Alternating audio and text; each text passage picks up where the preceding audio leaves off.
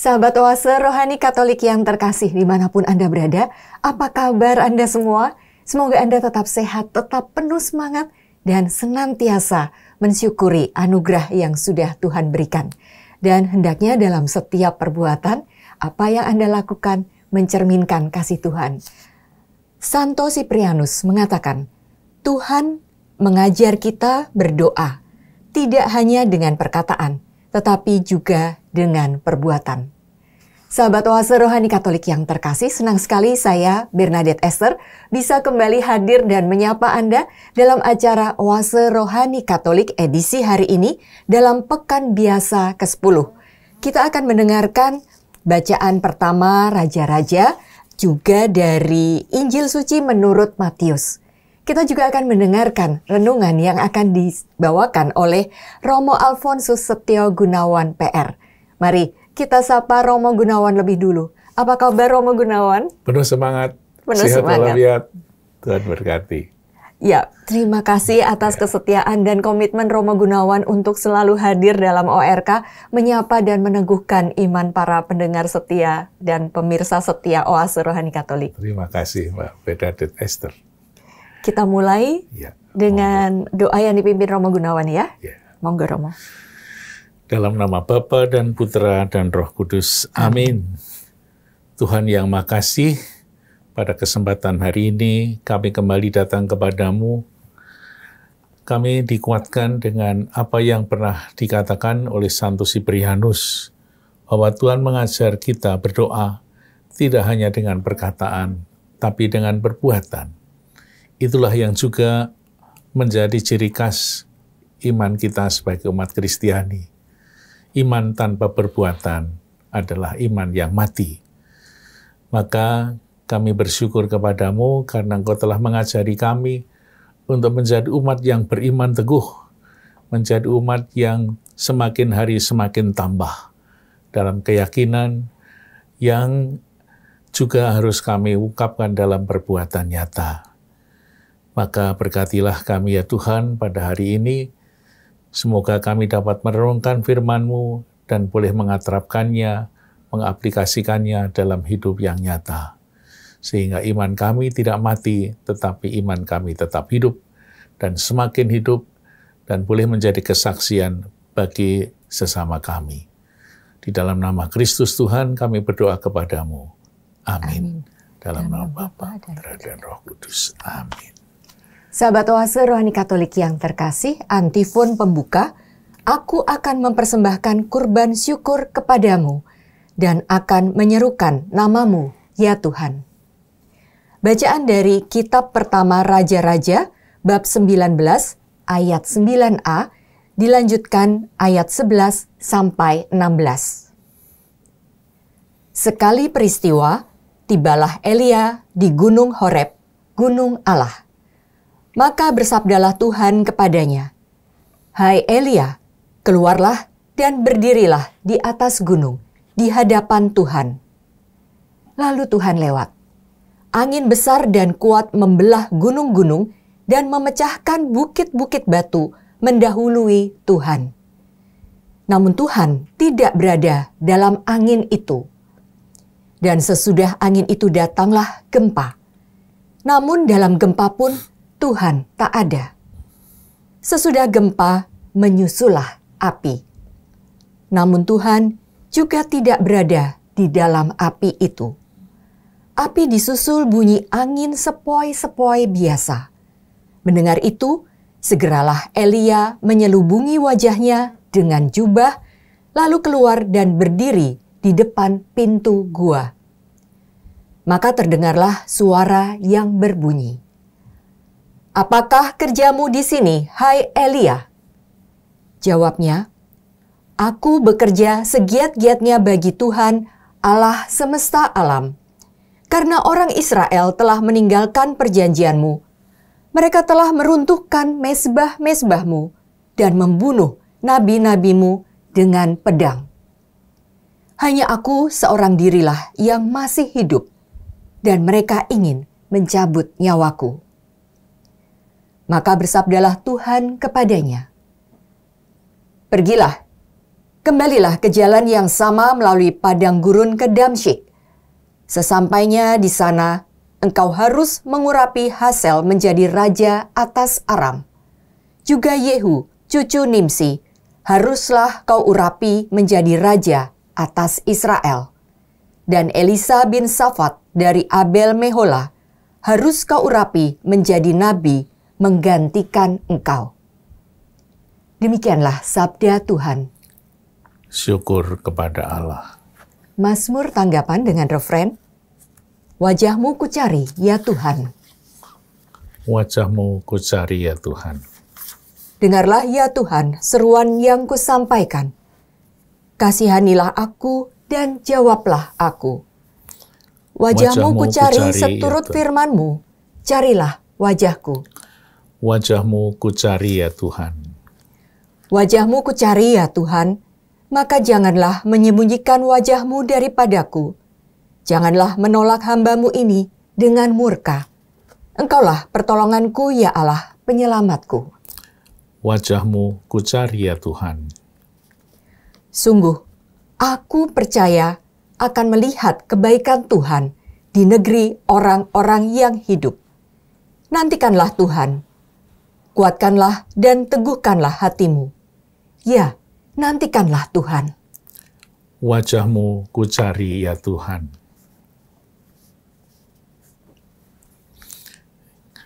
Kita ungkapkan, kita baca bait pengantar Injil. Haleluya, Haleluya. Hendaklah kalian bersinar di dunia seperti bintang-bintang sambil berpegang pada sabda kehidupan. Haleluya. Tuhan bersamamu Dan bersama rohmu, Inilah Injil suci menurut Santo Matius. dimuliakanlah Tuhan. Dalam khotbah di bukit, Yesus berkata, "Kalian telah mendengar sabda, jangan berzina. Tapi aku berkata kepadamu, barang siapa memandang seorang wanita dengan menginginkannya, dia sudah berbuat zina dalam hatinya.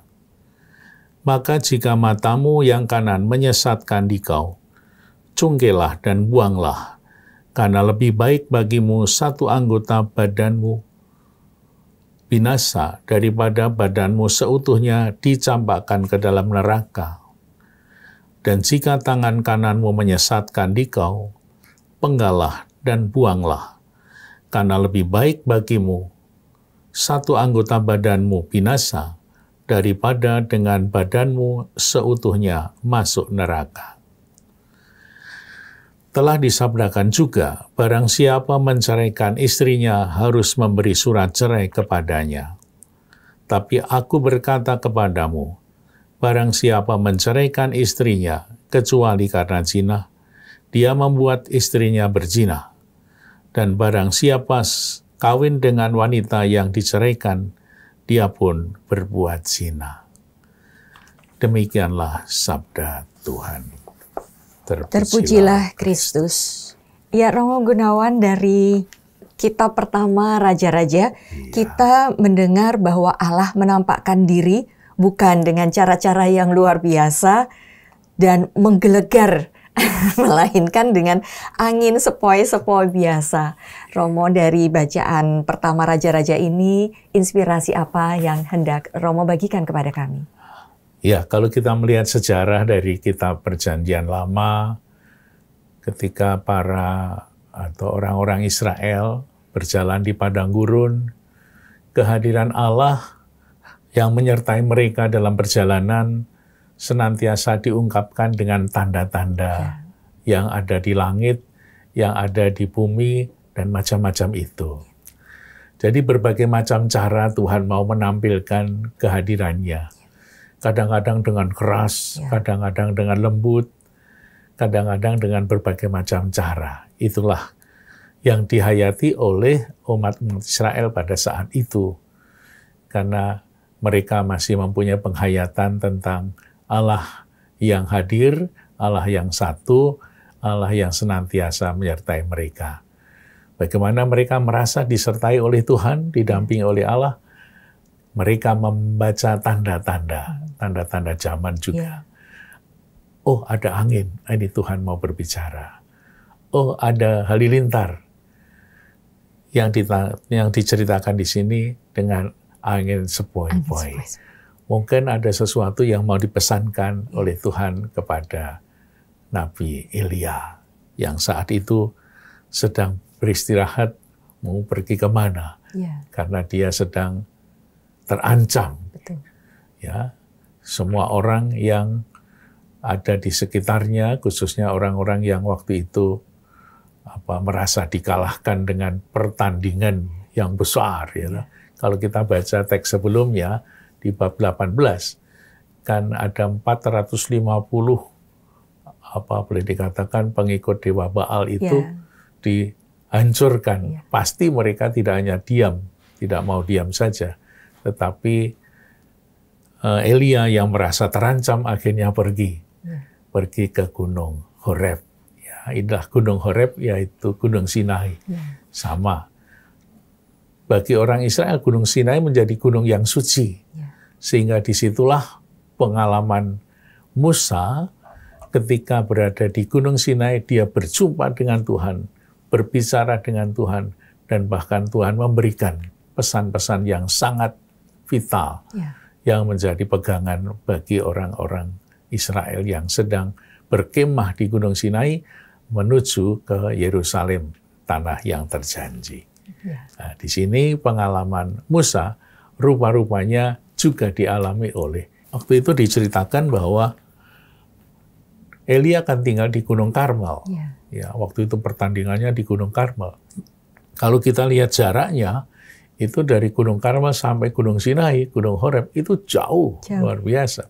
Tapi Tuhan menuntun Elia untuk ke sana, bahkan harus memakan waktu 40 hari. Luar biasa.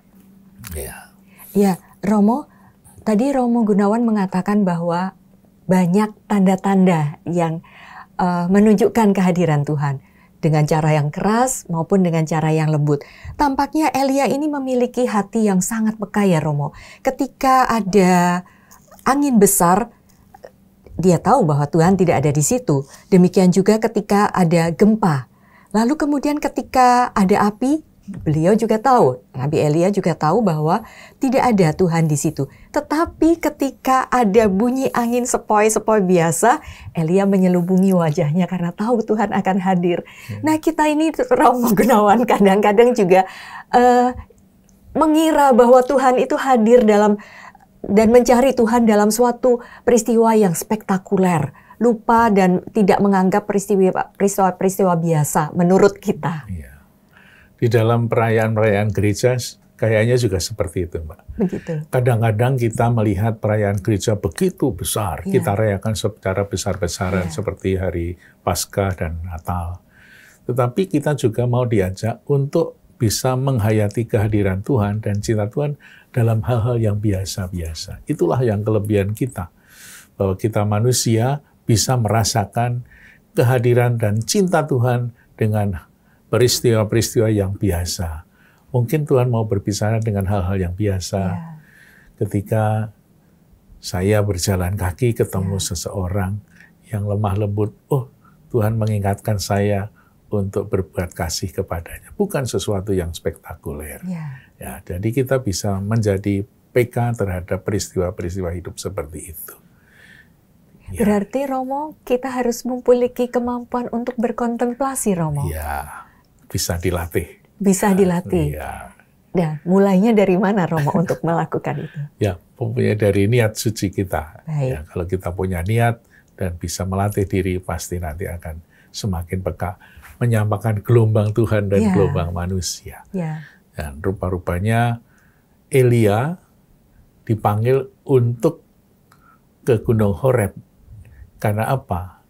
Ke Gunung Sinai itulah rupa-rupanya pengalaman Musa dan pengalaman Elia itu mau disatukan di sana. Bagaimana Elia bisa berjumpa dengan Tuhan seperti Musa. Maka di dalam kitab-kitab suci, dua orang ini seringkali disatukan. Misalnya Musa dan Elia. Ya. Ketika Yesus menampakkan diri dan berubah rupa di Gunung Tabor atau gunung yang tinggi, Yesus ada di sana berubah rupa, berubah wajahnya menjadi putih berkilauan. Di kanannya ada Musa, di kirinya ada Elia. Rupa-rupanya dua orang itu mewakili. Mewakili apa? Dalam teks yang lain, misalnya teks Injil Matius bab 22 ayat 40, di sana diceritakan Musa dan Elia, tapi disebutkan dengan bahasa yang lain, yaitu kitab Taurat dan kitab para nabi. Ya, Yesus ada di tengah-tengah yang membawakan pesan yang paling suci, yaitu cinta kasih. Ketika waktu itu ada orang bertanya, hukum mana yang paling utama? Hukum utama adalah kasih. Ya, pada kedua hukum itulah, ya, kedua hukum Musa dan para nabi itu tergantunglah mereka dalam hukum utama, yaitu kasih. Jadi Musa dan Elia yang mewakili hukum Taurat dan kitab para nabi itu bersumber pada hukum yang utama, yakni hukum cinta kasih. Maka dua orang itu menjadi tokoh sentral di dalam Perjanjian Lama, tapi semuanya itu bergantung pada hukum yang diajarkan Yesus, hukum cinta kasih. Ya, Romo, ketika Elia bertemu dengan Tuhan Allah, Tuhan bersabda untuk kembali melalui padang gurun Damsyik, dan rupanya Elia mendapatkan tugas yang penting ya Romo, mengurapi raja-raja dan bahkan mengurapi Elisa bin Safaat supaya menggantikan Elia. Ya, itulah tugas utama atau tugas yang sangat penting dari seorang nabi. Karena nabi itu dalam sejarah juga ada pengganti, ada penerusnya. Maka rupa-rupanya Tuhan sudah mau mempersiapkan seorang nabi penerus bagi Elia, yang nanti Elisa akan meneruskan Nabi Elia ketika Elia itu naik ke surga. Kita tahu ceritanya, Elia itu tidak mati seperti manusia dikubur, tetapi dia dibawa ke surga seperti kereta surgawi dengan kuda yang membawanya naik ke atas. Lalu Elisa cuma bengong dan mengantarkan kepergian Elia di sana. Jadi tugasnya adalah mengurapi. Jadi seorang nabi itu biasanya juga mengurapi yang lain. Dan juga menjadi orang yang terdekat dengan Tuhan, menyuarakan suara Allah. Karena dia mempunyai relasi dengan Allah, relasi dekat. Sehingga suara yang disampaikan oleh nabi adalah suara Allah sendiri. Iya, tidak jauh berbeda rupanya dengan kalau zaman sekarang kita mengenal para gembala seperti Romo Gunawan ya Romo. Juga menjadi saluran kasih Tuhan melalui sakramen, pemberian sakramen-sakramen. Terutama kalau sedang sakit ya Romo, kehadiran Romo Gunawan juga sangat dibutuhkan supaya meneguhkan mereka maupun keluarga yang menderita sakit. Ya, itu salah satu dari pelayanan kita pada orang sakit yang memang menjadi sebuah tugas perutusan langsung dari Tuhan Yesus yang disampaikan kepada para murid Yesus. Jadi ada tugas perutusan dari Tuhan kepada para murid untuk menampilkan atau untuk menyalurkan rahmat kekudusan dengan sakramen-sakramen suci. Misalnya juga sakramen baptis, sakramen krisma, penguatan, sakramen tobat, ekaristi, perkawinan, imamat, dan perminyakan. Itu semua memang jalurnya berasal dari Tuhan Yesus untuk semua manusia. Yang disalurkan atau dipilih oleh Tuhan melalui 12 orang rasulnya. Yang kemudian sekarang menjadi pengganti para rasul adalah para uskup.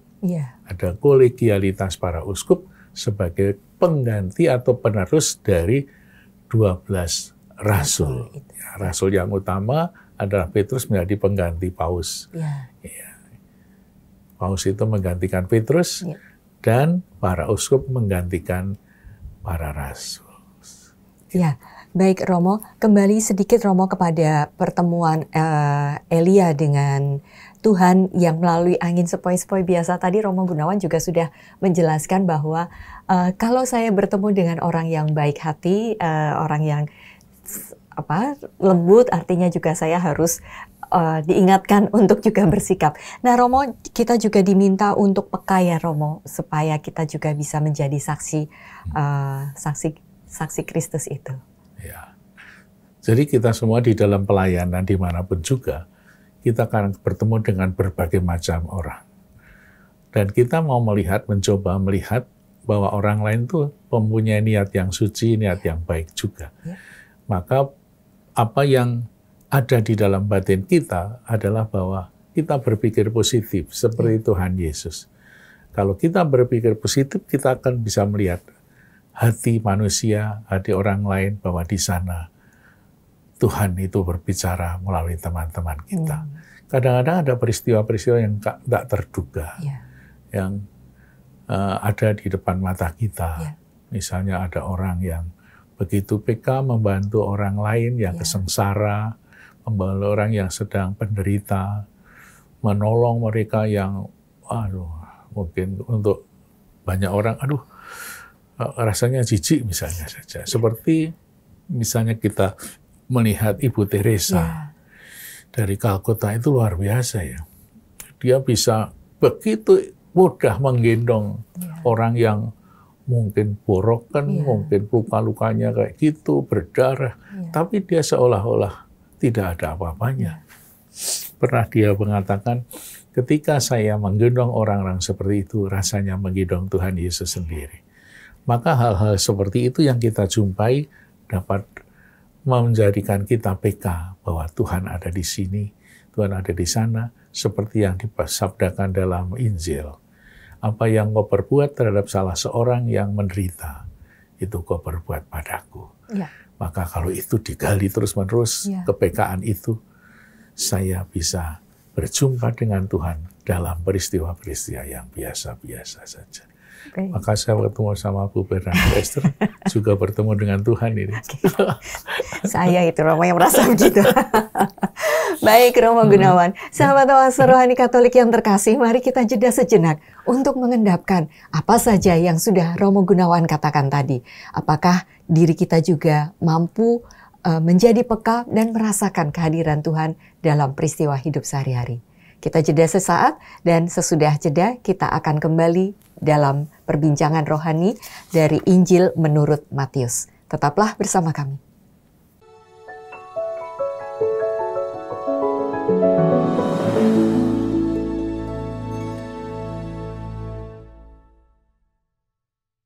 Sahabat oase rohani Katolik yang terkasih, terima kasih Anda masih bersama kami, Romo Alfonsus Setio Gunawan PR dan saya Bernadette Esther. Bila Anda hendak menghubungi kami karena Anda hendak sharing iman atau ada pertanyaan yang hendak diajukan, Anda bisa mengirimkan pesan melalui email orkaj2021@gmail.com atau melalui WA dengan nomor 0881 0251 33438. Nah, mari sekarang kita lanjutkan perbincangan rohani kita dari Injil Suci menurut Matius. Romo Gunawan, Injil hari ini teksnya terdengar agak keras dan sekaligus menuntut ya Romo. Dikatakan di situ, kalau matamu yang kanan menyesatkan dikau, cungkilah dan buanglah. Jika tangan kananmu menyesatkan dikau, penggalah dan buanglah. Apa sebenarnya yang dimaksudkan Yesus dengan kalimat ini? Apakah benar Yesus menghendaki kita melakukan ini, Romo? Untung nggak berlaku sekarang ya, Bu. Kalau berlaku nanti yang ke gereja mata satu semua. Begini, Bu. Kalau kita membaca teks Injil, kita bisa melihat konteksnya. Injil Matius itu Injil yang sangat bagus dan mengandung berbagai macam pengajaran-pengajaran, katekise-katekise yang sangat dalam. Injil Matius ditulis sesudah Injil Markus. dalam konteks apa waktu itu Injil Matius itu ditulis di Yerusalem ketika orang-orang Kristiani pertama yang ada di Yerusalem berada di dalam tekanan orang-orang atau pemimpin agama Yahudi. Oleh karena itu, di dalam Injil Matius, di sana disusun begitu rapi. Karena Injil Matius seorang redaktur yang sangat handal. Maka dia menyusun Injilnya dalam 28 bab. Itu secara rapi dan teratur. Kalau boleh dikatakan, dalam 28 bab itu, Matius menulis 5 khotbah panjang Yesus. Ya. Maka khotbah yang pertama ini yang sebagian kita baca hari ini. Khotbah pertama yang disampaikan Yesus itu adalah sebuah pendasaran ajaran Kristiani yang sangat dalam. Maka umat Kristiani waktu itu dituntun. Ini loh ajaran Kristiani yang sangat mendalam, yang menjadi landasan bagi ajaran-ajaran yang berikutnya. Ya, maka supaya apa? Supaya orang Kristiani betul-betul mendalami makna dari ajaran yang sangat berharga itu. Oleh karena itu, ajarannya sangat tinggi, tuntutannya menjadi orang Kristiani sangat mendalam, ya, dan sangat keras. Ya, karena ini apa? Ini tuntutan menjadi manusia yang sempurna, manusia yang sungguh-sungguh berakhlak tinggi dan mempunyai tingkat tuntutan yang tinggi. Ya. Kita berbahagia sekali bahwa tuntutan menjadi orang Kristiani itu sangat dalam, sangat tinggi. Seandainya tuntutan Yesus atau ajaran Yesus itu hanya rendah-rendah, semua orang sudah sampai. Tapi kalau Tuhan Yesus mengajar sesuatu yang sangat tinggi, manusia diajak, manusia ditantang untuk mencapai kesempurnaan yang semakin hari semakin lebih tinggi. Ya, maka apa yang diajarkan dalam Injil Matius keras semua, khususnya di khotbah yang pertama. Nanti khotbah yang kedua, khotbah yang ketiga, khotbah yang keempat, kelima juga bernada sama, tetapi masih lumayan. Maka ini pendasaran pertama dalam khotbah pertama, dituntutlah setinggi-tinggi, sedalam-dalamnya tentang ajaran Tuhan. Misalnya saja, nanti akan ada seterusnya itu, cintailah musuhmu, kalau ditempeleng pipi kirimu, kasih yang kanan, dan sebagainya itu ada di dalam khotbah yang pertama semua. Karena apa? Karena mengajak kita merangsang umat Kristiani untuk mencapai kesempurnaan yang lebih. Seperti misalnya saja contohnya, kalau kita mau naik ke lantai 2, harus melewati sebuah tangga. Seperti yang ada di sini ya, di setiap rumah harus melewati tangga 1, tangga 2, tangga 3, tangga 4, sampai tangga 10. Kita harus mencapai tanggal 10. Mungkin sebagai manusia yang lemah baru bisa tangga kedua, tangga ketiga, tangga kelima. Jatuh lagi tangga 1. Menggeh-menggeh. Iya. Tapi dengan adanya ajaran tangga 10, itu kita tidak boleh berhenti. Berjuang, berusaha, pokoknya apapun yang terjadi, saya harus melihat ke atas, melihat kepada kesempurnaan, sehingga tidak puas dengan apa yang sudah kita capai sekarang ini. Maka keras sekali tadi dikatakan, kalau matamu menyesatkan kamu, cungkil saja. Ini kan sebuah tuntutan yang sangat tinggi. Ya, kita mau mencapai ke sana. Mungkin kita belum bisa sampai ke sana, nggak apa-apa. Mungkin jatuh lagi ke lantai 2. Tapi jangan sampai kita kehilangan orientasi untuk mencapai kesempurnaan ini. Maka ini ajaran kesempurnaan. Itulah yang mau dicapai oleh Yesus. Nanti masih banyak sekali kata-kata Kristiani yang sangat berat tuntutannya. Tetapi kita juga bersyukur bahwa banyak contohnya di mana para orang kudus, orang-orang suci, santo-santa itu bisa mencapai tangga ke-10 itu. Misalnya Santo Paulus itu Iya. kan luar biasa. Iya. Dia sudah mencapai tangga 9 mungkin ya. Kalau kita ini tangga 1, 2 masih ngos-ngosan. Tetapi artinya apa? Tuhan mengajarkan supaya kita tidak pernah putus asa. Supaya kita tidak pernah puas diri dengan apa yang kita capai. Supaya kita tetap menjadi orang yang rendah hati. Iya. Karena saya belum bisa mencapai ke sana. Sehingga hidup kita ini senantiasa ada dalam pertolongan Tuhan. Tuhanlah yang menolong kita semua. Ya. Tuhanlah yang menjadi paling sempurna sehingga kita semua mau menuju ke sana. Ya, Kira-kira. Romo Gunawan bicara tentang mata ya Romo. Ini juga dalam Matius juga menulis persinahan tidak hanya melibatkan mata tetapi juga hati, Romo. Dan hati ini rupanya juga menjadi gudangnya kejahatan ya Romo. Ya, dari mata turun ke Turun hati. ke hati. Dari hati bisa timbul satu kebaikan, tetapi juga bisa memunculkan satu kejahatan ya Romo. Dan Iya. bagaimana ini caranya mengolah hati supaya yang baik saja yang muncul. Ya, kita mengisi hati kita dengan Roh Kudus ya. Dengan kebaikan-kebaikan, dengan ajaran-ajaran yang baik. Sehingga manusia yang mempunyai kelemahan ini, kelemahan dalam mata, dalam pikiran, dalam hati, yang seringkali kuasa kegelapan itu menggoda manusia, Ya. kita tidak dikuasai oleh kegelapan, oleh kuasa ya dosa, tetapi kita juga senantiasa dapat mendekatkan diri kita dengan kuasa Allah, kuasa Roh Kudus, di mana para orang kudus, orang-orang yang sudah menjadi orang suci, juga mengalami yang sama, tetapi dia berhasil untuk mengatasi segala-galanya itu. Misalnya ketika Petrus itu kan sudah terkenal menyangkal Yesus sampai 3 kali. Tapi akhirnya dia bisa mengatasi dengan pertobatan dan mengikuti Yesus. Misalnya juga Petrus ketika mau disalib, itu kan dia melarikan diri. Dari Roma mau lari ke pinggiran kota Roma. Ada sebuah cerita di pinggiran kota Roma, Tuhan Yesus menampakkan diri. Lalu si Petrus kaget, dia bertanya, Tuhan mau kemana? Quo vadis Domine? Saya mau ke Roma untuk disalibkan lagi. Wah ini sengkring ini, sindiran lagi. Akhirnya Petrus menyadari karena apa? Dia juga merasa tergoda. Pikiran, hatinya, saya mau lari aja deh untuk menyelamatkan diri. Tapi ternyata penampakan Yesus, kehadiran Yesus di depan mata Petrus, itu merubah cara berpikir, merubah hatinya.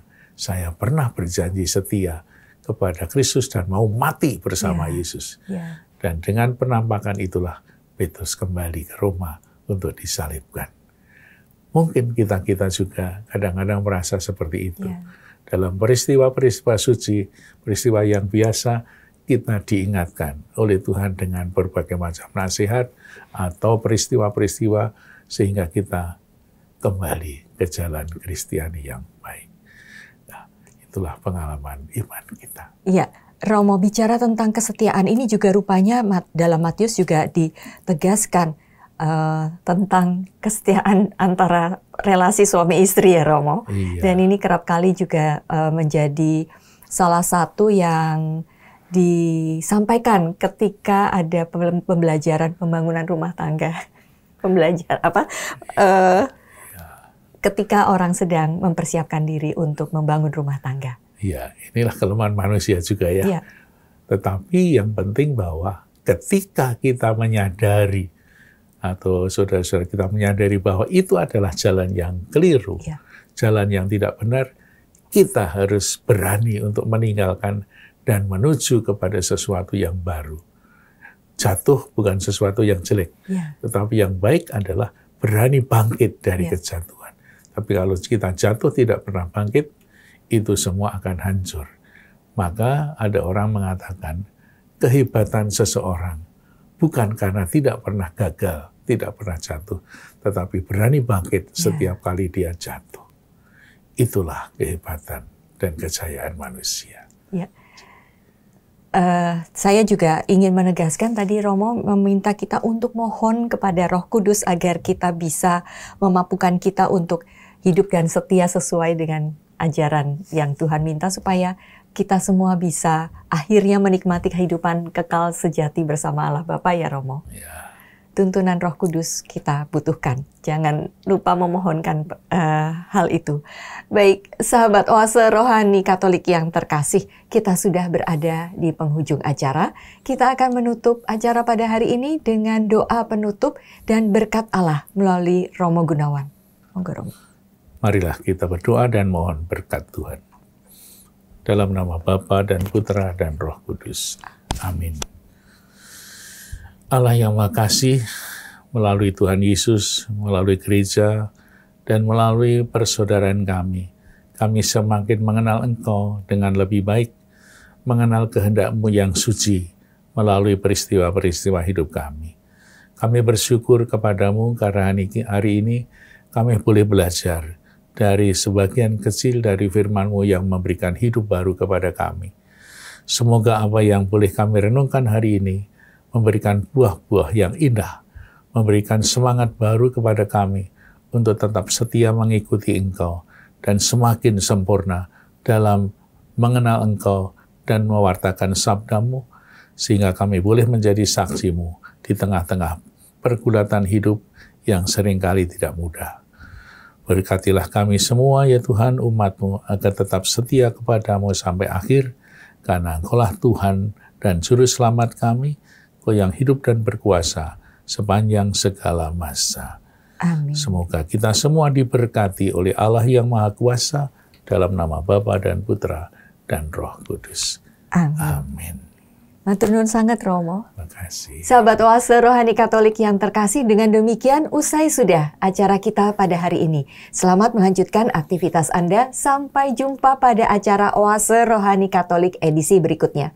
Saya Bernadette Esther dan Romo Gunawan. Kami berdua pamit undur diri. Sampai jumpa. Salam. Terima kasih. Sampai jumpa. Matur nuwun Romo. Berkah.